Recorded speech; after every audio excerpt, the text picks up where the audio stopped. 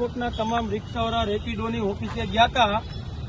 24 કલાકનું અમે એને આવેદનપત્ર આપ્યું હતું. અમને કોઈ જાતનો 24 કલાકમાં સંતોષકારક જવાબ નથી મળ્યો, એટલે અમારી માંગણીઓ સ્વીકારવા નથી. હવે પછી અમારા રાહુલભાઈ બોલશે. મારા રાજકોટના તમામ રિક્ષા ડ્રાઈવર ભાઈઓને મારે એક જણાવવાનું છે કે જેમ ભાઈએ કીધું એમ કે આપણે જે રેપિડો ઓફિસે જે આવેદનપત્ર દેવા ગયું એનો કોઈ સંતોષ જવાબ આવ્યો નહીં, તો આગળના શું પગલાં ભરવા આપણે, બરોબર છે, એમાં તમે બધા ડ્રાઈવર ભાઈ સપોર્ટ કરજો. હવે જે 24 કલાકનું અલ્ટિમેટમ આપ્યું હતું એની 30 કલાક થઈ ગઈ, છતાં કોઈ પણ જાતનો ડ્રાઈવરના હિતમાં 1% નિર્ણય લેવામાં આવ્યો નથી.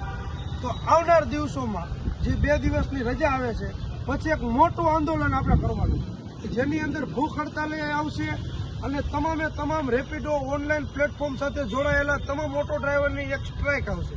તો એ સ્ટ્રાઇકમાં તમામ જે ઓનલાઈન પ્લેટફોર્મ સાથે જોડાયેલા છે ઓટો ડ્રાઈવર 2800 થી 3000 તો છે જ, પણ એ છતાંય વધારાના, તો બધા એમાં સાથ અને સહયોગ આપે. અને જે આપણે અલ્ટિમેટમ આપ્યું હતું 24 કલાકનું, એ 24 કલાક પૂરી થઈ ગઈ. 24 કલાક પૂરી થતા આપણને એને સંતોષકારક જે જવાબ દેવો બોલાવ્યા હતા એમાં આપણને સંતોષકારક જવાબ કોઈ જાતનો મળ્યો નથી. એટલે જેથી કરીને તમે જે સાથ આપો એ સાથના માધ્યમથી અમે તમામે તમામ આપણે રિક્ષા ડ્રાઈવર ભાઈઓ જે હવે ઉગ્ર આંદોલન જે તમે ધાર્યું હતું એ હવે આપણે કરવાનું છે. અને જે કોઈ પણ આ તારીખ અમે જાહેર કરી, ટૂંક સમયમાં તારીખ જાહેર કરી કે આ રેપિડો સ્વતંત્ર બંધ કરવામાં આવે, એના માટે અને એ તારીખમાં જાહેરમાં જે કોઈ રેપિડોમાં ભાડું કરશે ને એનું ટોટલી રેપિડોમાંથી ભાડું ઉતારવામાં આવશે, એની રાઇડ કેન્સલ કરવામાં આવશે, જેથી કરીને કાયદેસર કાર્યવાહી કરવામાં આવશે એની ઉપર.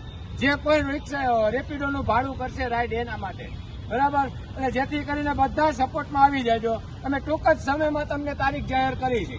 અને એક બીજી ખાસ અગત્યની વાત રાજકોટની જનતા માટે કે આ રેપિડોમાં ઓટો ડ્રાઈવર કોઈ જનતાને હેરાન કરવા માંગતું નથી, તો જનતા પણ આમાં સાથ અને સહયોગ આપે, જેથી કરીને અમને પૂરેપૂરો ન્યાય મળે.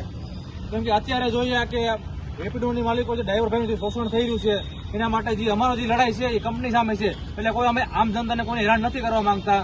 એટલે એ કોઈ આમ જનતાને આપણે કહેવા માંગીએ છીએ કે જે 2-3 જે ટ્રાય રાખીએ, પણ અમને કોઈને ઓલું ડ્રાઈવર ભાઈ તમારે કોઈ ખરાબ નથી જોવા માંગતા. પણ જે અમારા ડ્રાઈવર ભાઈ ઉપર જે અત્યાચાર થઈ રહ્યો, જે શોષણ થઈ રહ્યું હોય એના માટે આ પગલા અમારો નો શું કે ભરવા પડ્યા.